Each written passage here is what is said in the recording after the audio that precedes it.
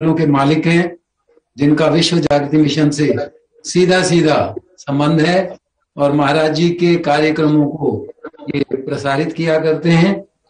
तो मैं आज के इस कार्यक्रम को राकेश गुप्ता जी को सौंपता हूं कि वो इस कार्यक्रम को प्रारंभ कराएं। और मैं एक प्रार्थना करूंगा आप सभी से कि आप सभी अपने अपने डिवाइस का माइक म्यूट रखेंगे। मैं यहां से सभी के माइक को म्यूट करवा दूंगा अपनी टीम से, लेकिन आप प्लीज उसे अनम्यूट ना करें तब तक जब तक जिनसे बोलने के लिए प्रार्थना ना की जाए। धन्यवाद। राकेश जी, आप प्लीज शुरू करें। धन्यवाद देवराज कटारिया जी। आप सभी मित्रों का आज के इस PhD chamber of commerce and industries के इस खास कार्यक्रम में बहुत बहुत स्वागत है। हम सबका बहुत सौभाग्य है कि आज के इस अवसर पर हमें मार्गदर्शन करने के लिए और हमें आशीर्वाद देने के लिए पूज्य सुधांशु जी महाराज उपस्थित है। महाराज जी को कोई परिचय की आवश्यकता नहीं है, पूरी दुनिया भर में सभी लोग उन्हें जानते हैं बहुत अच्छी तरह से। फिर भी कहा गया है गुरुर ब्रह्मा गुरुर विष्णु गुरुर देवो महेश्वरा गुरुर साक्षात परब्रह्म तस्मै श्री गुरुवे नमः। हमें ग्रंथों में और हमारे उपनिषदों में गुरु का स्थान सर्वोच्च स्थान माना गया है। ब्रह्मा से विष्णु से महेश से भी ऊपर माना गया है और कहा यहाँ तक भी गया है कि गुरु गोविंद दो खड़े काके लागू पाए, बलिहारी गुरु आपने जिस गोविंद दियो मिलाए। यानी अगर प्रभु यानी गोविंद और गुरु दोनों भी खड़े होंगे तो मुझे किसके पांव पहले छूने हैं? मुझे गुरु के पांव छूने हैं, क्योंकि गुरु के कारण से ही मुझे गोविंद यानी प्रभु के दर्शन मिलते हैं। इतना उच्च स्थान प्रभु ने हम सब ने संतों ने गुरु को दिया है। दोस्तों, आज हम फेसबुक पर, ट्विटर पर, इंस्टाग्राम पर देखें तो हजारों की संख्या में हमारे मित्र होंगे, हमें लाइक करने वाले भी होंगे, लेकिन ऐसा व्यक्ति जिसके साथ हम अपने दिल की बात कर सकें, जिसके बारे में हमें पता है कि वो हमारे किसी तरह से हमारे रहस्यों का, हमारी बातों का मिसयूज नहीं करेंगे, ऐसे मित्र बहुत कम मिलते हैं। और लेकिन गुरु का स्थान वो स्थान होता है जहां पर आप दिल की बात खोल सकते हैं, अपने मन की बात कर सकते हैं और उनसे सही मार्गदर्शन प्राप्त कर सकते हैं। मेरा तो एक खास परम सौभाग्य रहा है कि पूज्य सुधांशु जी महाराज के साथ पिछले करीब 30-32 साल से मैं जुड़ा हूँ। उनका मार्गदर्शन, उनका आशीर्वाद भी मुझे समय समय पर मिलता रहा है। और एक और खास बात मेरे साथ तो ये भी जुड़ी हुई है कि हमारा साधना टीवी चैनल की शुरुआत, उसका शुभारंभ, उसका उद्घाटन पूज्य सुधांशु जी महाराज ने ही 2003 में किया था। उनका आशीर्वाद रहा, उनका मार्गदर्शन रहा, उसी का परिणाम है कि आज एक चैनल से हम 8 चैनल चला रहे हैं। महाराज जी के चरणों में शत शत वंदन करते हुए, नमन करते हुए और बहुत ज्यादा समय नहीं लेते हुए, क्योंकि आज हम सब उनको सुनने के लिए आतुर हैं, उनका मार्गदर्शन और उनका आशीर्वचन लेने के लिए यहाँ पर जो मीटिंग में एकत्र हुए हैं। बहुत ज्यादा समय नहीं लूंगा मैं, और मैं सीधा प्रार्थना करूंगा हमारे पीएचडी चैम्बर के प्रेसिडेंट प्रदीप मुल्तानी जी से कि आज के इस अवसर पर वेलकम नोट एड्रेस करें। बहुत बहुत धन्यवाद राकेश गुप्ता जी। मुझे समस्त पीएचडी चैम्बर परिवार की ओर से इस ज्ञान वर्धक सत्र में परम पूज्य श्री जी महाराज का आत्मीय स्वागत करते हुए अत्यंत प्रसन्नता हो रही है। हम सबको इस कठिन समय में हमारा मार्गदर्शन करने तथा हम अपने जीवन की यात्रा में सफल कैसे बने, इस विषय पर उनके लिए अपना अमूल्य समय देने हेतु हम आपके हृदय तल से आभारी हैं। निस्वार्थ संत परम आदरणीय श्री सुधांशु जी महाराज का परिचय देने की ना ही आवश्यकता है और ना सामर्थ्य। आदरणीय श्री सुधांशु जी महाराज ने प्रकृति की किसी भी आपदा और व्यवधान से मानव जाति को बचाने के लिए अपने ज्ञानवर्धक विचारों और भाषणों के माध्यम से वर्तमान पीढ़ी को हमेशा प्रेरित किया है। हम सभी वर्षों से विभिन्न प्रवचनों के माध्यम से आपके उपदेशों को सुन रहे हैं और उन्होंने हमें सिखाया है कि कठिन समय को कैसे जीना है और साथ ही अच्छे समय में कैसे रहना है। प्रकृति के मूल्य, जीवन के पाठ, शांतिपूर्ण सह अस्तित्व और ज्ञान साझा करने पर आपकी शिक्षाओं से हम बहुत कुछ सीख रहे हैं। पीएचडी चैम्बर के लिए यह वास्तव में गौरव का क्षण है कि इस मंच पर महाराज जी की मेजबानी करने का सौभाग्य प्राप्त हुआ है। ऐसे समय में जब पूरी दुनिया कोरोना वायरस संकट के कारण भय एवं भ्रम से गुजर रही है, कोई ना कोई हमारे अपने अनेक तरह के मानसिक वेदना की चपेट में है। यह समय स्वयं के आत्मनिरीक्षण करने का है। हमें प्रकृति के साथ काम करने के अपने तरीकों और साधनों का पुनर्निर्माण करना होगा।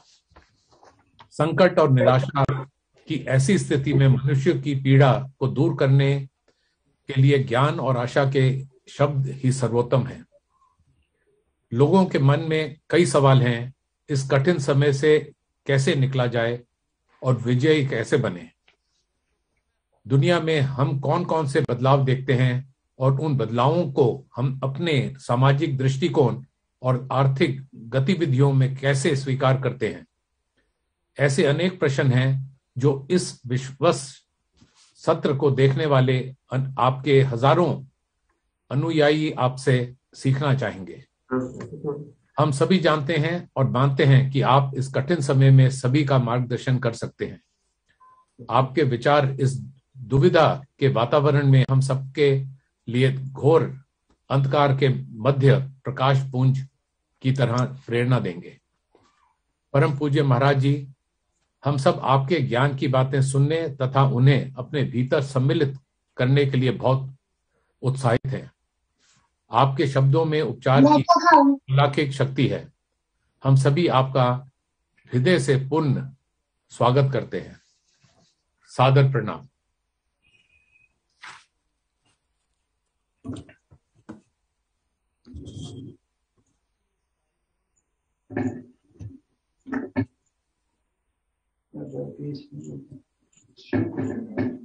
सबसे पहले तो मैं आप सभी का अभिनंदन करता हूं।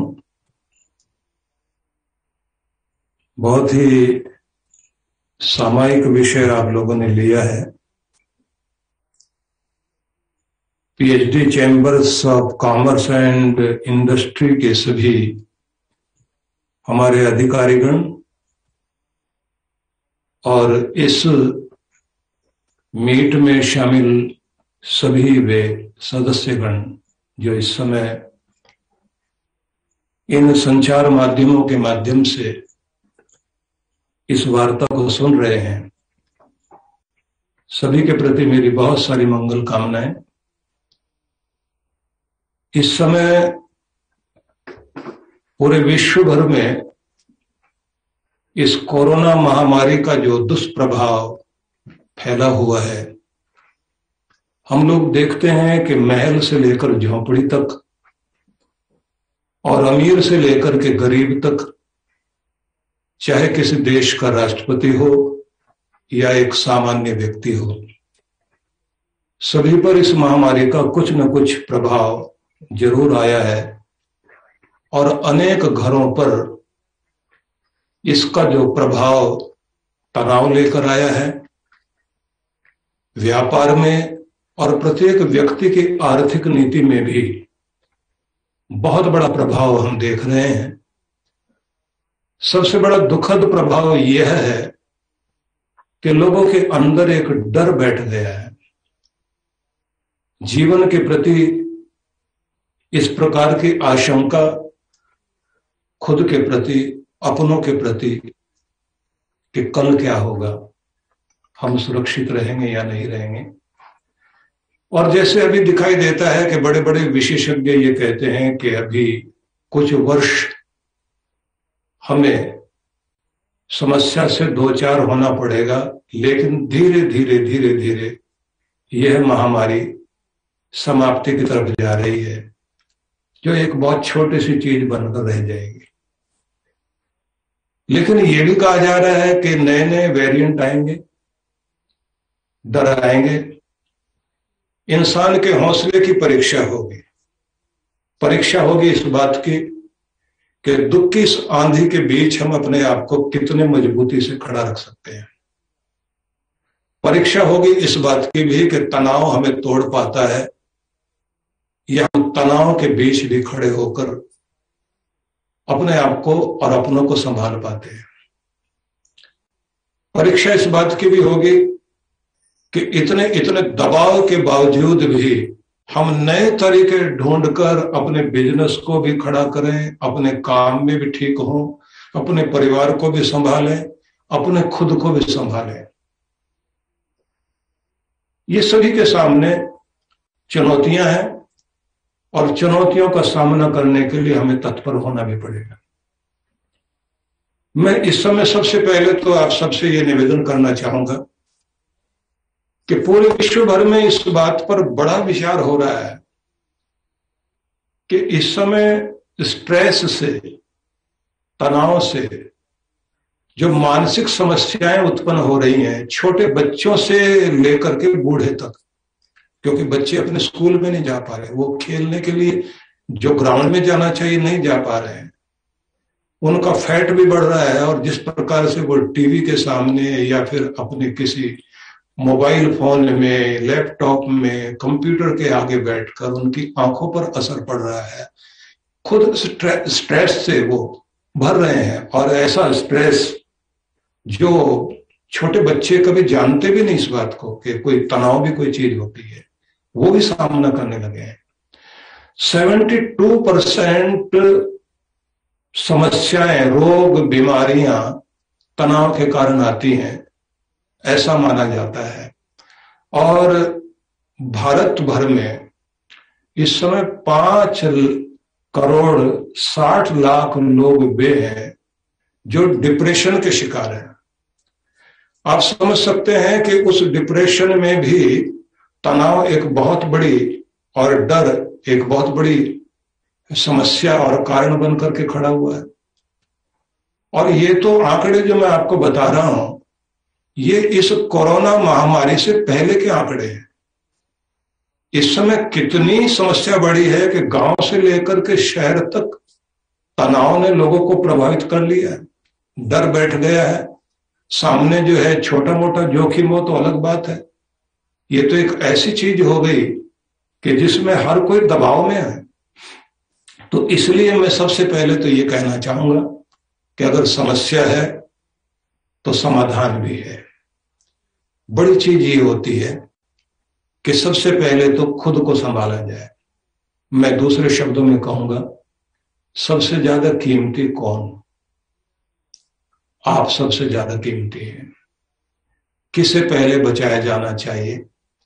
खुद को पहले बचाइए, अपने को बचाइए, फिर अपनों को बचाइए। बिल्कुल उसी तरह से जैसे आप हवाई जहाज में बैठते हैं तो कहा जाता है पहले मास्क खुद लगाइए, बाद में अपने बराबर वाले को, अपनों को, जिनको आप सुरक्षित देखना चाहते हैं। आप कीमती हैं। कितने? जान है तो जहान है, आप हैं तो सारी दुनिया है। सीधा मतलब ये हुआ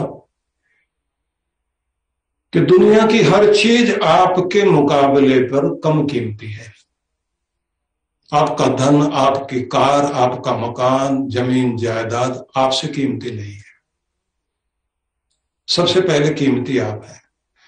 कम कीमती चीज को सबसे ज्यादा कीमती के लिए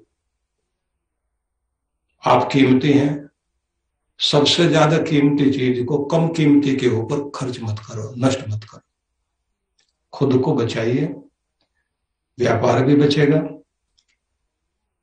और चीजें भी बचेंगी। सबसे पहले खुद पर ध्यान दें, शांत हों, तनाव से बचें, धैर्य रखें, हौसला रखें और बैलेंस बनाने की चेष्टा करें। माइंडफुलनेस मेडिटेशन, या जिसको हम लोग कराते हैं डिवाइन ब्लिस मेडिटेशन, कोई भी मेडिटेशन का सहारा जरूर लें जिससे आपका मन शांत हो, स्थिर हो। आप लोग जानते हैं कि तनाव शब्द जो बना है वो किस चीज से बना है? तनाव को तनाव क्यों कहते हैं? एक होता ताना, धागे जो बुने जाते हैं कपड़े में, तो जो ताना जाता है, खींचा जाता है सीधा, तो उसे ताना बोलते हैं, और जो बुना जाता है वो बाना होता है, ताना और बाना। तो अगर कोई धागा आवश्यकता से अधिक खींच दिया जाए तो वो टूटता है। तनाव सहना हम सबको आता है, भगवान ने सबको ताकत ये दी है कि हम अपना तनाव बर्दाश्त कर सकते हैं, लेकिन आवश्यकता से अधिक अगर हम तनाव अपने जीवन में लाते हैं तो फिर समस्या खड़ी होती है। आप लोग सभी जानते हैं कि डिप्रेशन से लेकर के हमारे हार्ट की जितनी भी प्रॉब्लम्स हो सकती हैं, ब्लड प्रेशर हो सकता है, या फिर जो शुगर वगैरह की समस्या हो सकती है, अनेक तरह के रोग जो है वो तनाव के कारण पैदा होते हैं। तो सबसे पहले मैं ये चाहूंगा कि स्ट्रेस से मुक्ति पाने के लिए हम जो भी कार्य कर सकते हैं, जो हम सुझाव ले सकते हैं, वो सुझाव लेने चाहिए। उसमें वैसे तो ये कहा जाता है कि प्रत्येक व्यक्ति को एक तो अपनी प्राण साधना करनी चाहिए। उसका मतलब है लंबे गहरे सांस लें, प्राणायाम वगैरह करें, योग साधना करें। और मनोवैज्ञानिक लोग ये कह रहे हैं कि अगर हो सके तो असली हंसी ना आती हो, नकली हंसा, जोर से हंसा। नहीं भी गाना आता हो, गाना गाइए, स्ट्रेस दूर होगा। हो सकता है कि आपके गाना गाने से किसी का स्ट्रेस बढ़ जाए सुनने वालों को, तो उनको ना सुना के आप अलग बैठ करके गा लीजिए। गाना तो चाहिए। ये भी मैं एक बात कहूंगा कि तनाव में रहने वाले व्यक्ति को गुस्सा बहुत आता है। बिना बात के थोड़ा सा खुरच देने पर जैसे कोई ब्लास्ट कर जाता है, ज्वालामुखी फूटता है, ऐसी स्थितियां आती हैं। सभी लोग इन चीजों को जानते हैं, लेकिन सार में कुछ बातें मैं आपको बताऊंगा जिन पर आप लोग ध्यान देंगे। तनाव का कारण खोजना चाहिए, क्योंकि अगर टेंशन आई है, स्ट्रेस आया है, चिंता जागी है, तो कोई ना कोई कारण जरूर होता है।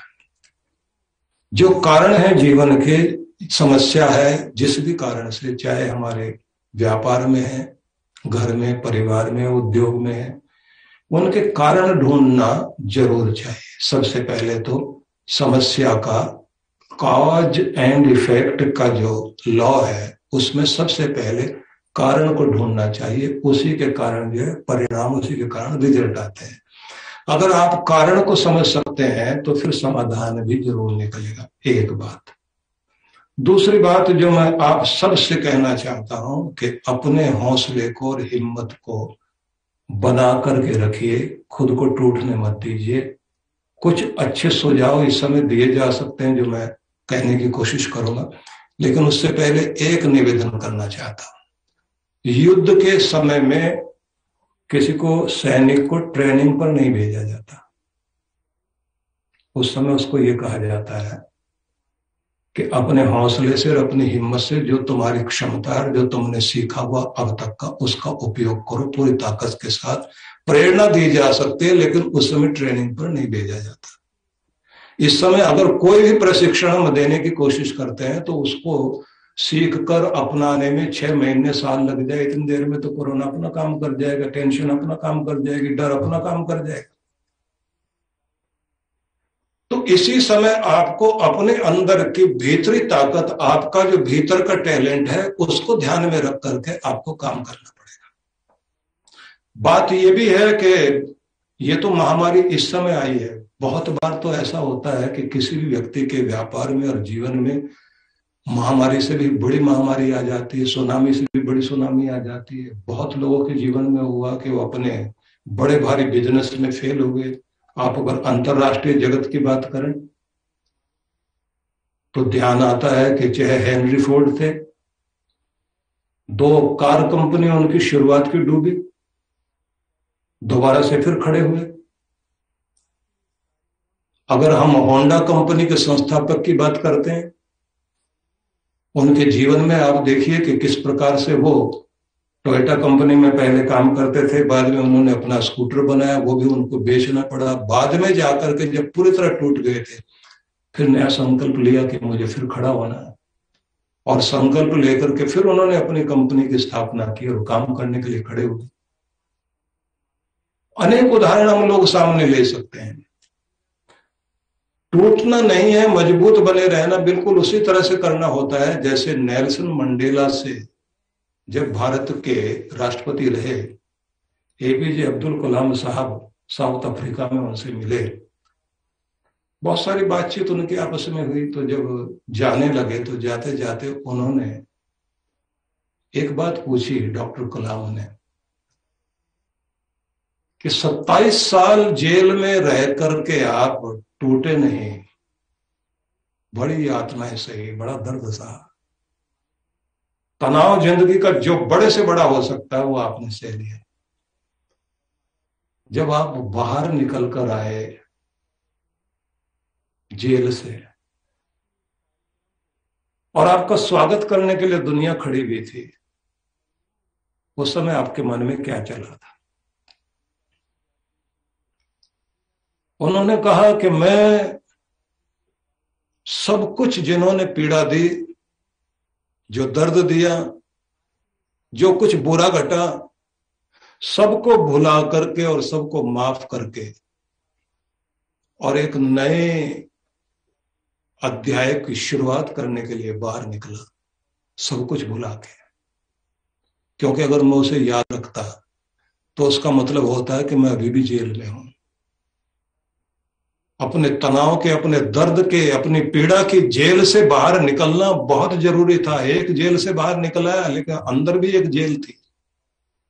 हमारे जीवन में घटी हुई घटनाएं, हमारे जीवन में घटा हुआ दर्द, वो भी एक जेल बन जाता है जो हमें दबा के रखता है। उससे बाहर निकलना बहुत जरूरी है।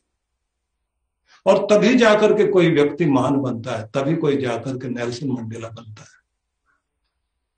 मैं ये निवेदन करना चाहता हूं, तनाव तो जिंदगी में सबके आते हैं, किसी न किसी रूप में आते हैं। इस समय भी बहुत तरह के तनाव हैं, इंडस्ट्री में भी तरह तरह के हैं, व्यापार के क्षेत्र में भी तनाव तरह तरह के हैं। हर एक व्यक्ति के अपने, एक साधारण मजदूर के जीवन में जो तनाव है वो साधारण नहीं है। जिसकी रोजी रोटी इस समय छिन गई है, अपने घर में बैठा है, खाने के लिए नहीं है, बच्चे बीमार हैं, करे तो क्या करे। जिंदगी को कहीं भी हार नहीं माननी होती, वहीं से फिर नए तरीके से खड़ा होना होता है। और ये अपने अंदर की हिम्मत को तलाशना पड़ता है। और जो व्यक्ति अपने आप को भीतर से बदलने के लिए तैयार होता है, कहते हैं ना कि चीजें बदलने से समस्या का समाधान नहीं होता, खुद के अंदर कुछ बदलाव लाने से बाहर की चीजों में बदलाव हुआ करता है। जब आप अपने भीतर से बदलते हैं तो बाहर का वातावरण बदलता है कि मैंने फिर से खड़ा होना है, मैंने फिर से काम करना है, मैंने फिर से नया तरीका ढूंढना। और एक निवेदन मैं आपसे करना चाहता हूं, जो आप लोग जरा ध्यान से मेरी बात को सुनना। एफिल टावर जिस व्यक्ति ने बनाया, गुस्ताव एफिल, एक ऐसा व्यक्ति जो शांत होकर बैठा हुआ है और ये सोचता है कि दुनिया में कोई ऐसी चीज कि मेरे बाद भी कोई चीज यादगार रहे कि मैंने कोई कार्य किया, उसका आइडिया मुझे मिले। तो यहां से मस्तिष्क से आइडिया आता है जो कागज पर उतरता है, फिर धरती पर वो अपना आकार लेता है। शांत जितने हो सकते हैं हम, मन मस्तिष्क को शांत कर सकते हैं, हमें नया आइडिया मिलेगा। देने वाली कुदरत है, परमात्मा है।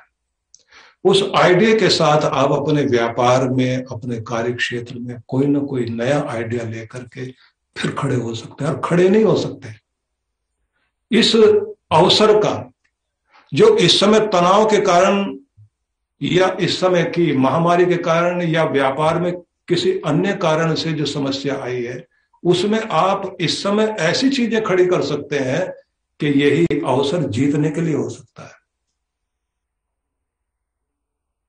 इन्हीं में जीतने के रास्ते बनते हैं। लेकिन आएगा तभी जब आप अपने मस्तिष्क को शांत करके अपने आप को स्थिर करके बैठेंगे। कोई साइंटिस्ट जब कोई नई चीज बनाता है, एक आइडिया आता है उसके अंदर, लेकिन तभी जब उसका मूड बनता है, जब वो शांत होता है, आप सोचिए, इतना बड़ा साइंटिस्ट गुडियर, एकाएक आइडिया आया। आर्किमिडीज, स्नान करते हुए किसी व्यक्ति को आइडिया आ जाए जब उसका दिमाग शांत हो। किसी भी व्यक्ति के अंदर नई चीजें खड़ी होती हैं। चार्ली चैपलिन का उदाहरण आप लीजिए। वॉइस रिकॉर्डर अपने साथ रख करके सोता था कि रात्रि में अचानक सोते सोते कोई सपना आया, झटके से जाग जाए तो सबसे पहले उसे रिकॉर्ड करे कि मुझे क्या नया आइडिया है। आपके बनने के लिए आपके अंदर से ही चीजें जागेंगी। आपको अपने लिए समय निकालना चाहिए, शांत होकर एकांत में बैठिए और आप ही अपने भीतर से खोजिए कि आपके सपने क्या है। आप विजुलाइज कीजिए अपने सपनों को जीने के लिए, और आप देखेंगे बहुत बड़ी चीज आप कर पाएंगे। मैं तो ये देखता हूं कि आपके पीएचडी शब्द आपने दिया है और इसकी फुल फॉर्म आप लोग सामने रखें, तो मैं उससे पहले इसके तीनों अक्षरों को अगर लेता हूं तो मुझे तो लगता है यहीं से प्रेरणा मिलती है। यहीं से हमें लगता है कि हम एक नया रास्ता ढूंढ सकते हैं। पी से अगर प्रॉस्पेरिटी को हम लेकर के चलते हैं तो ये हमारा एक लक्ष्य हो सकता है, लेकिन कैसे? पी से पहले पैशन को लेकर के चलिए। आपके पास एक जुनून होना चाहिए। अगर वो जुनून आपके पास में है तो आप निश्चित रूप से कुछ करेंगे। पहले, क्योंकि एक अक्षर को ध्यान में रख करके आप यहीं से रास्ता ढूंढना शुरू कर दीजिए। और हम सब ने वो उदाहरण सुना हुआ है कि किसी एक बर्तन में, जिसमें चौड़ा सा बर्तन था, क्रीम डाल करके रखी गई थी और 2 मेंढक उसमें जाकर के गिर गए थे। और एक ने देखा कि अब यहां से निकलना मुश्किल है, फिर भी ताकत लगाए। दूसरे ने भी ताकत लगाई, दोनों उछलना शुरू कर दिया। दोनों उछलते रहे, कूदते रहे, उछलते रहे, कूदते रहे। दूसरे ने देखा कि निकलना बहुत मुश्किल है, हार मानना शुरू कर दी। और कहते हैं कि वो डूब के वहां मर गया। लेकिन दूसरे वाले ने देखा कि कुछ भी हो, ऐसे तो मरना नहीं। ताकत लगाई, उछलता कूद करता रहा, जबकि दूसरा बोलता रहा कि इस उछल कूद के मरने से तो अच्छा है चैन से मर जाए। लेकिन वो कूदता रहा, उछलता रहा, लेकिन अचानक उसने देखा उसके पांव के नीचे कोई ठोस चीज आई है और उसका सहारा लेकर कूद कर वो बाहर आ गया। कुछ लोगों ने कहा कि शायद इसकी किस्मत अच्छी थी, किस्मत ने बचा ली। पता लगा कि उसके उछल कूद से वो क्रीम मक्खन बन गई नीचे, और वो मक्खन का ठोस आधार जो उसके पांव के नीचे आया, उसका सहारा लेकर के कूद के बाहर आ गया। भले ही प्राण जाने तक की नौबत आ जाए, अगर अपनी उछल कूद लगातार जारी रखेंगे तो उस फिसलने वाली और डुबोने वाली चीज को भी मक्खन बन करके सहारा देना पड़ेगा और निकल करके बाहर जरूर आएंगे। इस बात को जरूर ध्यान में रख लेना। इसी को कहते हैं जुनून पैदा करना। और जिसने ये जुनून पैदा कर लिया वो बाहर आता जरूर है। इसलिए मैं तो ये कहूंगा कि और जगह कोई शब्द ढूंढने की जरूरत नहीं है, क्योंकि हम अगर और जगह कोई शब्द ढूंढते हैं तो वहां से शायद हमें वो बात नहीं मिले। हमें सबसे पहले तो पीएचडी का पी पकड़ लेना चाहिए। और पीएचडी का पी पकड़ते हैं तो पहले पैशन आ गया और उसके बाद आ गया प्लान। जुनून पैदा कीजिए और फिर प्लान कीजिए, योजना बनाइए, वो रणनीति बनाइए जिसके आधार पर आप अपने जुनून का फायदा उठा करके अपने लक्ष्य तक, प्रोस्पेरिटी तक पहुंचना है। अपनी समृद्धि, अपनी सफलता, अपनी खुशी, अपने जीवन के उस सबसे बड़े लक्ष्य तक आप पहुंचना चाहते हैं तो मैं तो ये कहता हूं कि और जगह ढूंढने की जरूरत नहीं। हम सबसे पहले इसी से शुरुआत करें कि आपके पास में पैशन होना चाहिए। आपके पास प्लान होना चाहिए, और उसी के साथ में पीपल, मतलब वे लोग, बेहतरीन लोग, उन्हें ढूंढिए आप। सफल वही आदमी होते हैं जो लोग अपने साथ एक अच्छी टीम लेकर के चलते हैं। मुझे ध्यान आता है एक नाम, इंडोनेशिया को जिस व्यक्ति ने एक नया रूप दिया था, डॉक्टर सुकर्णो। पढ़ने के लिए गए थे और उनके साथियों ने इतनी मजाक बनाई कि वो घबरा करके घर आ गए और अपने पिता से कहा, अब मैं स्कूल नहीं जाऊंगा। इतनी मजाक बनाई बच्चे ने मेरी। सुकर्णो के पिता ने उससे कहा, ठीक है बेटा, नहीं जाना, आज हम दोनों बाहर चलते हैं। और नदी के किनारे लेकर के गए, और उसके बाद उन्होंने देखा एक नदी की धार अलग से पतली सी बह रही है, वहां वो पांव लटका करके बैठ गए और उन्होंने अपने बेटे से कहा, आओ इस पानी को रोकते हैं। पानी को रोकने के लिए उन्होंने सामने मिट्टी जमानी शुरू कर दी, और थोड़ी देर में देखा पानी रुक गया। बच्चे ने ताली बजाई और कहा कि पापा देखो, पानी रुक गया है। पिता बोले, हाँ हम जीत गए। और थोड़ी देर में उन्होंने देखा पानी दूसरे रास्ते से बहने लग गया और मिट्टी हट गई।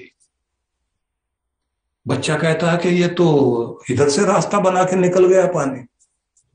पिता हंस करके बोले, बेटा, जब एक पानी भी हमारे दो लोगों के रोकने के बाद भी अपना रास्ता बनाकर निकलने लग गया, तो क्या तू स्कूल में अपना रास्ता नहीं बना सकता? उनकी क्या हिम्मत है, वो छोटे से बच्चे तुम्हारी पढ़ाई को और तुम्हारे बड़े बनने को रोक दें।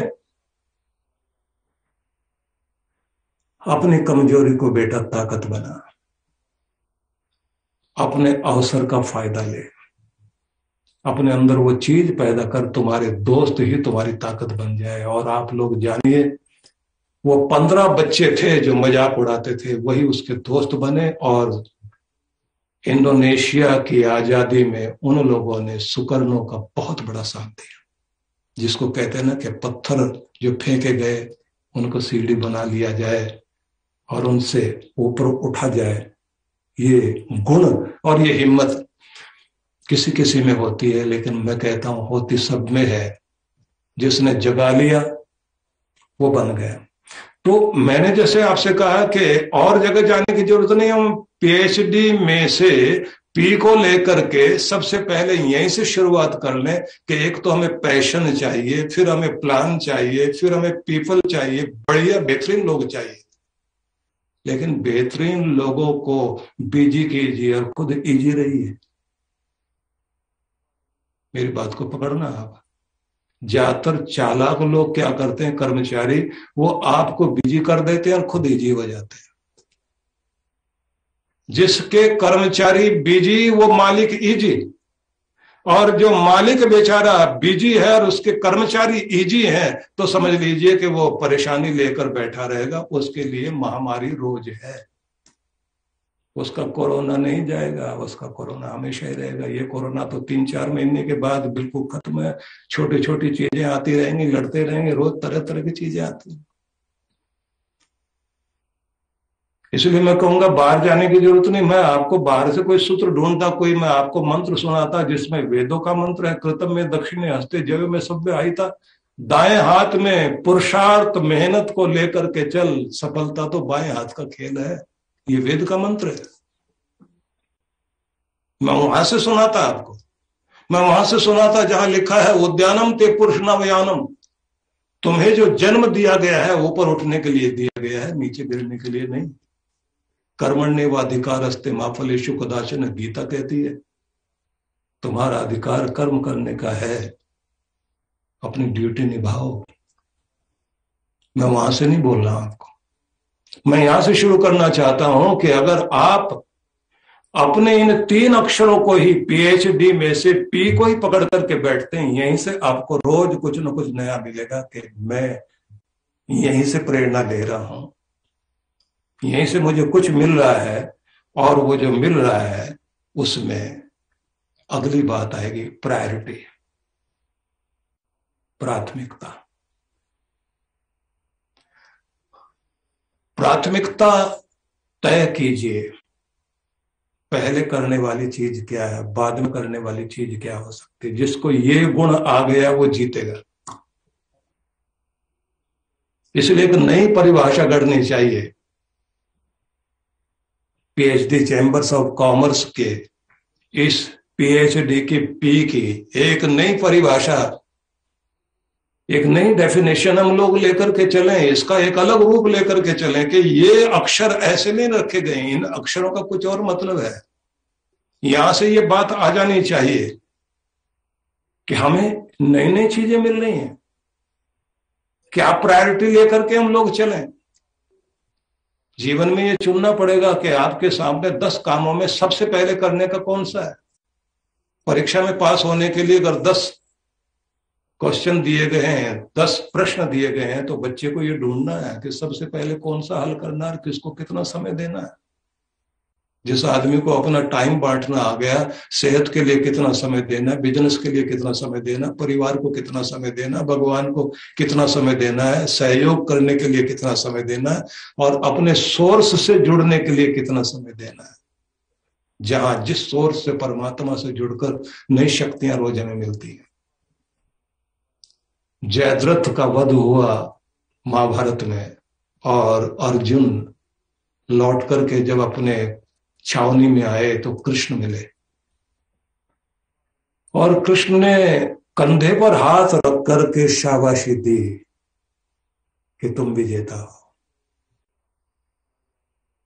अर्जुन ने हाथ वहीं से मोड़कर अपना और कृष्ण का हाथ थामा और कहा, जिसने अपना हाथ अपने कृष्ण को दे दिया उसको तो हर समय ही विजेता बने रहना होता है, क्योंकि जिसका हाथ भगवान ने पकड़ा हुआ है वो तो अंदर से मानता ही है इस बात को कि मैं विजेता हूं। अपना हाथ भगवान को पकड़ा दीजिए, फिर जीत आपके साथ है।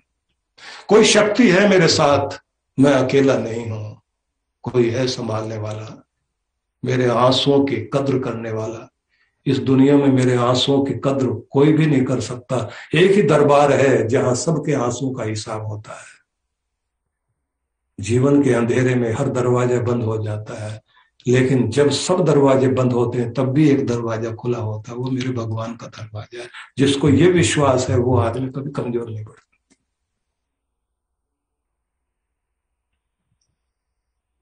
इसलिए मैं ये निवेदन करना चाहता हूं आप सबसे कि प्रेरणा लेने के लिए हमें कहीं और जाने की जरूरत नहीं है। हमें कहीं से भी कोई एक शब्द ढूंढ लेना होगा। अगर पीएचडी के तीनों अक्षरों को हम लेंगे तो मुझे तो लगता है मुझे 3 दिन बात करनी पड़ेगी आपसे। मैं भी पहले भी अटक गया हूं। तो प्रायोरिटी को पहले आप लोग ध्यान देंगे और उसी के साथ में प्रोसेस पर भी काम करना पड़ेगा। हमारी गतिविधि, नवीन विधियां, फिर पोटेंशियल पर काम करना पड़ेगा, क्योंकि समय आगे समाप्त होने जा रहा है, इसलिए मैं उसकी व्याख्या नहीं कर रहा हूं, आपको याद कराने लगा हूं। फिर प्रॉब्लम्स पर भी ध्यान देना पड़ेगा, क्योंकि पी से प्रॉब्लम भी है। और आखिर में परफॉर्मेशन। ये पी साधारण नहीं है। हम अगर अपने हिंदी भाषा में चलते हैं तो वहां पर कहा जाता है कि पहले प्यास जगाओ, फिर पुरुषार्थ करो। प्यास, पुरुषार्थ और हद हो जाए तो भी प्रयास करना नहीं छोड़ना। अगर फिर भी आस टूटती हो तो प्रार्थना करना। वहां भी पी है, वहां प वाला चलता है। इसलिए मैं निवेदन करना चाहता हूं कि मैं आपसे ये नहीं कहूंगा कि हम कोई वेद से, कोई उपनिषद से, कोई गीता से, कोई रामायण से कोई सूत्र लेना चाहिए वहां से, लेकिन मैं तो पहले कहता हूं यही सामने से हमें शब्द मिल रहे हैं जिससे मैं पता लगता है कि सफल होने के लिए हमें इधर उधर जाने की जरूरत नहीं है। यहीं से हमें प्रेरणाएं मिल रही हैं, यहीं से हमें शक्ति मिल रही है, यहीं से हमें सहारा मिल रहा है, यहीं से हमें खड़े होने के लिए रास्ते मिल रहे हैं। इसलिए मैं ये सबसे निवेदन करना चाहता हूं, प्रोग्रेस होनी चाहिए। और हर दिन ये बात ध्यान में रख लें कि हर दिन हमारी कीमत या तो घटती है या बढ़ती है। अपनी कीमत को बढ़ाते रहना चाहिए, नया सीखकर, नया जानकर, नए होकर, नया करने की चाह लेकर, और अगर हो सके तो प्रोग्रेस के लिए ऐसे कुछ लोगों को, किसी ऐसे मेंटर को अपनी जिंदगी से जरूर जोड़े, किसी लाइफ कोच से जरूर जुड़े, कुछ अनुभवी लोगों से जरूर जुड़े, जिनसे हमें प्रेरणा मिलती रहे। क्योंकि हर किसी के अंदर की आग बुझने लगती है, और जब आग बुझने लगे तो कोई आग जलाने वाला होना चाहिए। कहते हैं ना कि कहीं से कोई चिंगारी ढूंढ लाओ दोस्तों, कहीं से कोई एक चिंगारी ढूंढ लाओ दोस्तों। इस चिराग में तेल भी है, बाती भी है। हर किसी के पास तेल भी है, बाती भी है। प्रेरणा की चिंगारी वो ढूंढनी पड़ेगी। अगर वो आपके पास मिल जाती है तो यह दिया जलता रहेगा, सफल होते रहेंगे। प्रार्थनाएं जरूर कीजिए, प्रार्थना में बहुत बड़ी शक्ति होती है। प्रार्थना का बल लेकर के हमें हर दिन आगे बढ़ना चाहिए, और परमात्मा करे आप सबके जीवन में बहुत सारी खुशियां आए, आप सभी सफल हों। हालांकि मेरी बहुत इच्छा थी कि मैं आपको तीनों अक्षरों को ही लेकर के बात करता, क्योंकि अभी तो हम पी से शुरू हुए हैं, आगे एच भी है, डी भी है, तो उस पर भी हम लोग बात कर सकते हैं अभी फिर से ही। हालांकि आप लोग भी ये सोच रहे होंगे कि जो मंत्रों की व्याख्या करते हैं, श्लोकों की व्याख्या करते हैं, वो पीएचडी की व्याख्या करने लग गए। लेकिन मुझे ये लग रहा था कि इधर उधर जाने की जरूरत क्या है। जहां 3 अक्षर लिखे हुए, उन 3 अक्षरों में से अगर एक अक्षर से भी हमें कुछ नई प्रेरणा और नई शक्ति मिल रही है, वहीं से हम ये समझ सकते हैं कि हमें आगे जाना है और किस तरह से आगे जाना है। तो निश्चित रूप से प्रेरणा लेकर के हम उठेंगे। लेकिन फिर से मैं एक शब्द दोहराना चाहता हूं कि दुनिया में सबसे ज्यादा कीमती आप हो। इसके बाद सब कम कीमती चीजें हो सकती हैं, तो कम कीमती चीजों के ऊपर बहुत कीमती को खराब मत कर देना। पहले अपने को बचाइए, अपनी सेहत पर ध्यान दीजिए, अपनी मुस्कुराहट पर ध्यान दीजिए, अपनी शक्ति को पहचानिए, अपनी प्रतिभा को पहचानिए, अपने को हीन भावना मत आने दें। अपने आप को हर दिन चेक करें, हो सके तो एक अच्छी डायरी रखिए, डायरी लिखना शुरू कर दीजिए और अपने आप को परखने की चेष्टा करें। मैं बहुत सारी मंगल कामना आपके लिए करता हूं, और ये निवेदन करूंगा कि इस समय आप लोगों को मैं मौका दे रहा हूं कि आप लोग कुछ पूछना चाहेंगे तो, क्योंकि मुझे ऐसा ही बताया गया था कि यहाँ तक समय ऐसे रहेगा, इसके बाद पूछताछ शुरू होगी, तो मैं उसके लिए तैयार हूँ। बहुत बहुत धन्यवाद महाराज जी, आपका हमेशा की तरह आज भी बहुत अच्छा मार्गदर्शन हमें सुनने को मिला है। और मित्रों, महाराज जी के प्रवचन की खासियत यही है कि केवल राम नाम जपने की शिक्षा नहीं देते, बल्कि हमें परिवार में, समाज में, व्यापार में, राष्ट्र में कैसे रहना है, क्या हमारा दायित्व बनता है, कैसे हम अपने दायित्वों का निर्वाह कर सकते हैं, उस सब का भी मार्गदर्शन महाराज जी करते हैं। वास्तव में गीता, रामायण, महाभारत, ये बड़े बड़े जितने ग्रंथ हैं, उनका निचोड़ कम शब्दों में और सार्थक तरीके से कैसे हम अपनाएं, उसका महाराज जी का मार्गदर्शन हमें हमेशा से प्राप्त होता है। आज महाराज जी ने बहुत अच्छा पीएचडी की व्याख्या जो शुरू की है, और अच्छा किया महाराज जी ने एच और डी शब्दों को नहीं लिया, क्योंकि अगर आज उन दोनों शब्दों को भी ले लेते तो फिर आज ही चैप्टर क्लोज हो जाता। आज महाराज जी ने चैप्टर को ओपन छोड़ दिया है, तो अब महाराज जी को हम बार बार रिमाइंड करते हैं कि महाराज जी आपने एच की भी व्याख्या करनी है, डी की व्याख्या करनी है, दोबारा हमें समय आपने देना है। तो महाराज जी ने पी के लिए जो पैशन है, दीपक, प्रॉब्लम, परफॉर्मेंस, इतने सारे शब्दों की जो अच्छी व्याख्या की है, वास्तव में हमारा मार्गदर्शन किया और हमें जीवन में इन सब शब्दों को सार्थक करना चाहिए, तभी आज के इस कार्यक्रम की सफलता होगी। और महाराज जी का जीवन केवल मार्गदर्शन और प्रवचन के लिए नहीं है मित्रों, महाराज जी के बहुत सारे प्रकल्प, सामाजिक प्रकल्प भी चल रहे हैं। एक करुणा सिंधु हॉस्पिटल भी है जहां आइज का फ्री चेकअप और ऑपरेशन मोतियाबिंद वगैरह का होता है। गौशाला भी चल रही है, गुरुकुल भी चल रहे हैं, स्कूल, हॉस्पिटल। समाज का शायद कोई क्षेत्र ऐसा होता होगा जहां महाराज जी का पदार्पण ना हो, जहां पर लोगों को महाराज जी से आशीर्वाद ना मिलता हो। बहुत बड़े बड़े प्रकल्प पूरे देश भर में और विदेशों में भी महाराज जी के चल रहे हैं। लाखों लोग ऐसे हैं जो महाराज जी के प्रवचनों से अपना जीवन संवार रहे हैं। बहुत से लोगों को मैं ऐसे को जानता हूं जिनके पारिवारिक जीवन में दुख और कलह खत्म हुआ, सुख शांति आई, क्योंकि उन्होंने महाराज जी के प्रवचनों से शिक्षा लेकर उस पर चलना शुरू किया। महाराज जी आज के कार्यक्रम के बहुत सारे दर्शक जुड़े हुए हैं और कार्यक्रम को हम हर खबर साधना प्लस चैनल पर लाइव भी दिखा रहे हैं। बहुत सारे प्रश्न आए हुए हैं। एक हमारे प्रश्न, एक मित्र है अजय पटेल, हमारे दर्शक हैं, उन्होंने प्रश्न करना चाहा है कि महाराज जी आज के समय में जबकि समाज में बहुत सारी विकृतियां देखने को मिलती हैं, तो ऐसे में हम सच्चे गुरु की पहचान कैसे करें? देखिए, जैसा ये इस समय मंच है, व्यापार से और उद्योग से जुड़े हुए लोग बैठे हुए हैं, तो इसमें ऐसा लगता है कि हम लोग यहाँ से प्रश्न शुरू।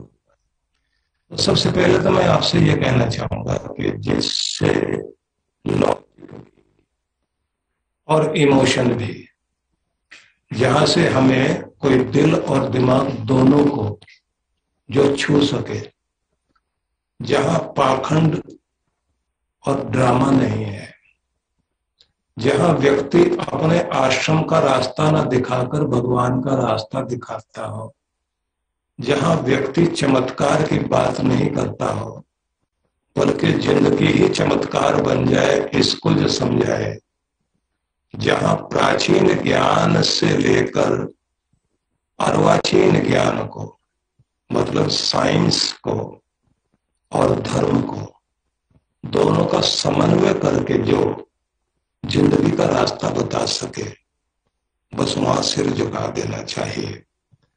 और ये बात ध्यान रखनी चाहिए कि अंधविश्वास कभी उठने नहीं देगा और सच्चा विश्वास कभी गिरने नहीं देगा। अगर आप अंधविश्वास में पड़ गए तो कभी जिंदगी में उठ नहीं पाओगे, लेकिन अगर सच्चा विश्वास आपने किया, सही जगह विश्वास किया, तो कभी गिर नहीं पाओगे। इसलिए इन चीजों को ध्यान में रख करके अगर विचार किया जाए तो आपको गुरु मिलेंगे, लाइफ कोच भी मिलेंगे, सामान्य रूप में मेंटर मिल जाएंगे। गुरु तो एक बड़ी चीज है और वहां तक आप पहुंच पाए तो बहुत बड़ी बात है, क्योंकि गुरु अपने ओरा से अपने शिष्य के ओरा को प्रभावित तो करता ही है, उसके जीवन में परिवर्तन चेष्टा करता है। तो इसलिए मैं ये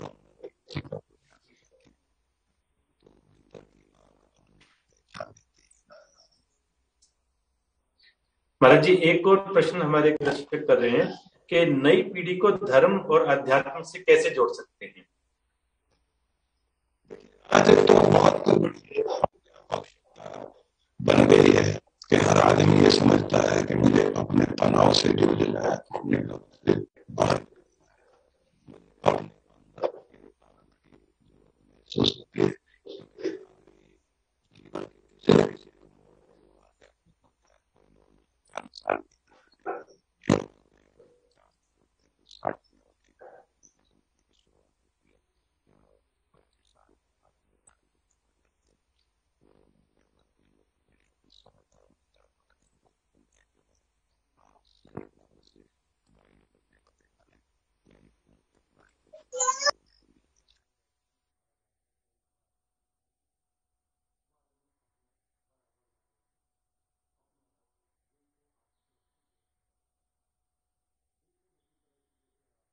का लाभ लिया। सार में तो इतना ही कहा जा सकता।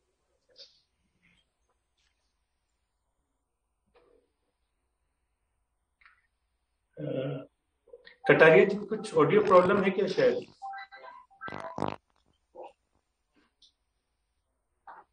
मुल्तानी जी आप कुछ कहना चाहेंगे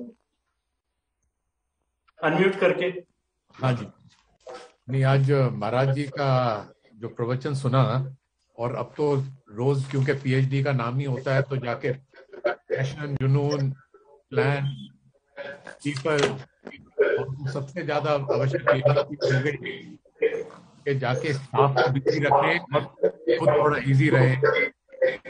तो बड़े अच्छे अच्छे ख्यालात हमारे को महाराज जी ने दिए हैं, और हम आशा रखते हैं कि भाई अब एच और डी के पीछे भी महाराज जी से मौका मिलेगा, और अगर प्रभु की कृपा रही तो जल्दी एक ओमिक्रॉन जाएगा तो फिजिकली अभी महाराज जी से आशीर्वाद अपने पीएचडी चैम्बर भी देंगे। बहुत बहुत धन्यवाद।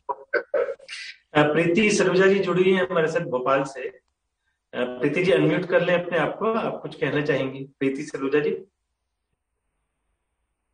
अनम्यूट कर लें अपने आप को। इन्होंने म्यूट किया हुआ है।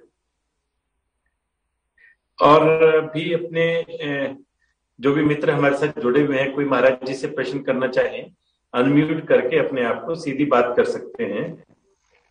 महाराज जी नमस्कार, मैं प्रदीप करम्बेलकर बोल रहा हूँ मध्य प्रदेश से। अपन महाराज जी अच्छा मेंटर कैसे चूज करें, अपने लिए कौन सा मेंटर बेहतर होगा वो कैसे चूज करें?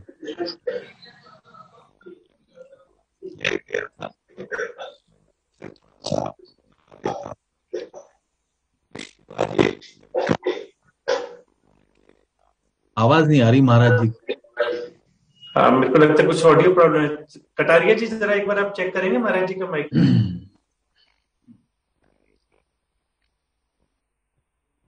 जी महाराज जी।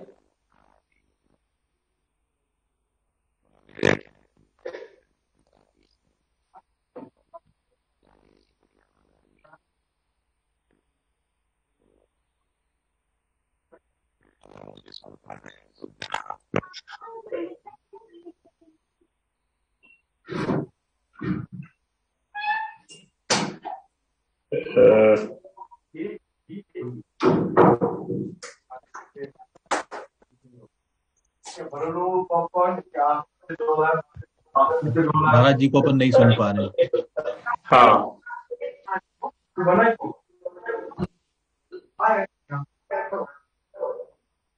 चलिए, अभी 7 मिनट बाकी हैं।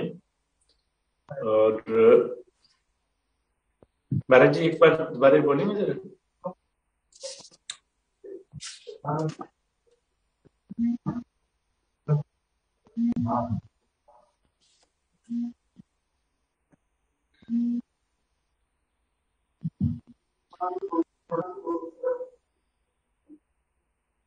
और कोई हम में से कोई और महाराज जी के बारे में, महाराज जी से कुछ बात करना चाहें, अनम्यूट करके बात कर सकते हैं।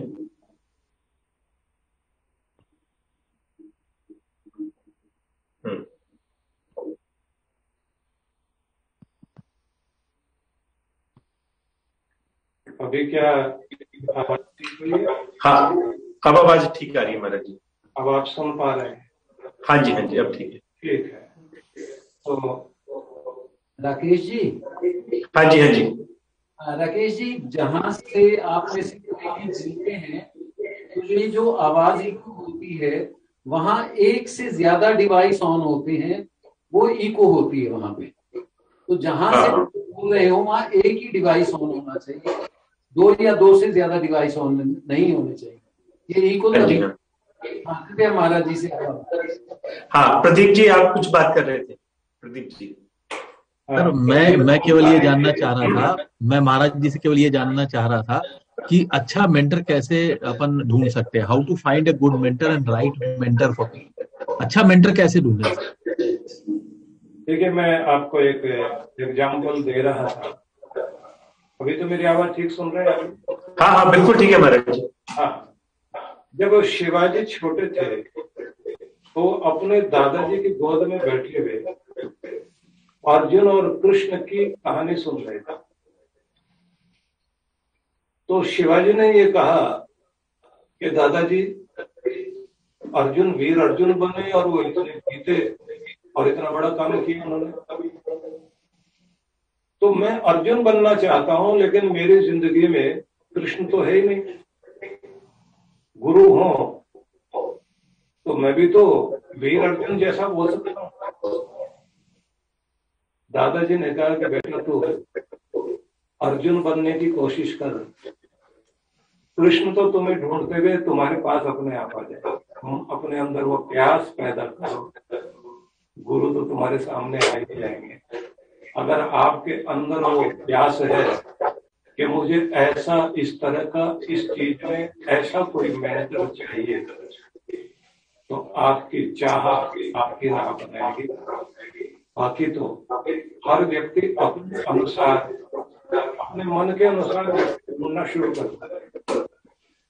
मैं ये निवेदन करूंगा कि आज जहां व्यक्ति को मानसिक रूप से प्रबल होने की आवश्यकता है, वहीं उसे इमोशनली भी मजबूत होने की आवश्यकता है। क्योंकि आप समझ लीजिए कि मेंटल स्ट्रेस इतना भारी नहीं होता जितना इमोशनल स्ट्रेस काम करता है। आदमी को बाहर का तनाव नहीं तोड़ पाता, लेकिन घर का जो है इमोशनल तनाव जो होता है, इमोशनल स्ट्रेस जो होता है, वो तोड़ के रख देता है। और जीवन में मेंटर तो वो चाहिए जो आपको अंदर से भी मजबूत करे और बाहर की समस्याओं से लड़ने को भी सिखाए। वो शास्त्र का भी आधार ले, क्योंकि गुरु के पास हम लोग सदगुरु के पास अपने बैठते थे तो हमें एक चीज बोलते थे कि केवल फिलॉसफी ही नहीं, इतिहास भी आए, वेद शास्त्र की भी जानकारी होनी चाहिए, लेकिन लोग जिंदगी कहाँ जी रहे हैं उसका भी पता होना चाहिए। विज्ञान आपकी कहाँ हेल्प करता है और आत्मज्ञान कहाँ हेल्प करता है, उनका भी साथ होना चाहिए। आकाश की बातें की जा सकती हैं, लेकिन धरती पर रहना भी सिखाना आना चाहिए। जब तक ये सारी चीजें एक जगह इकट्ठी नहीं होगी तो किसी एक गुरु का स्वरूप नहीं बनेगा और परमात्मा वहीं से मदद करेंगे। फिर तुम्हें किसी को ढूंढने की जरूरत नहीं है, तुम्हारी जानकारी अपने आप मिलेगी। क्योंकि पत्ते कितने की कोशिश कर ले खुशबू को छिपाने की, फूल को छिपाने की, फूल को छिपा सकते हैं, खुशबू को नहीं। अगर कहीं कोई खुशबू है तो अपने आप पता लगती है। बहुत सही कहा महाराज जी आपने।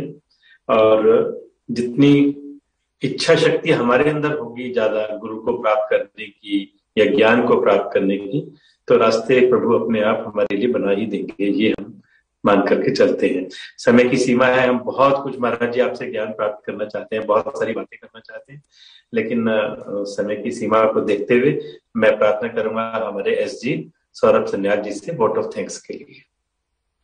धन्यवाद राकेश जी। एक चीज पूछ सकते हैं क्या? क्या? हाँ जी। हाँ, सॉरी महाराज जी से मैं ये जानना चाह रहा था कि जितना स्ट्रेसफुल टाइम चल रहा है उसमें मेडिटेशन और प्राणायाम का क्या इसमें रेलेवेंस योगदान है? देखिए, इतना स्ट्रेसफुल टाइम चल रहा है, इसमें 3-4 चीजें तो बहुत जरूरी है। देखिए, एक तो सबसे पहले फिजिकल एक्सरसाइज पर ध्यान दें, उनमें भी 3-4 चीजें हैं। एक तो जिसके द्वारा आपकी कार्डियो एक्सरसाइज हो सके, चाहे आपका तेज चलना हो, जॉगिंग करना हो, ट्रेडमिल पे दौड़ना हो, एक तो ये चीज। दूसरी चीज है स्ट्रेचिंग या आसन, योगासन, जिससे बॉडी को लचीला, फ्लेक्सिबल बना सके। तीसरी चीज जरूरी होती है प्राणायाम करना, जिससे कि आपकी जो है अंदर की जो शक्ति है, आपकी जीवनी शक्ति, वो प्रबल हो सके। और चौथी चीज आती है फिर मेडिटेशन, दिमाग को शांत करके आप अपने भीतर की खुशी को जागृत कर सके।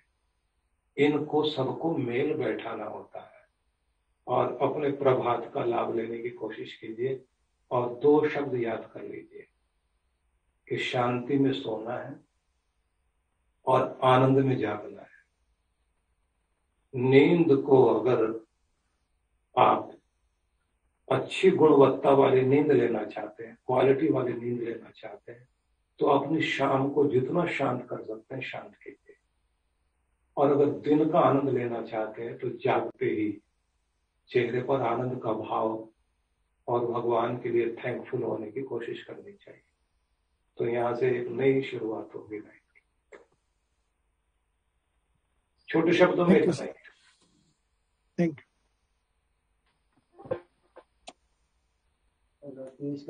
अभी राकेश जी आपकी आवाज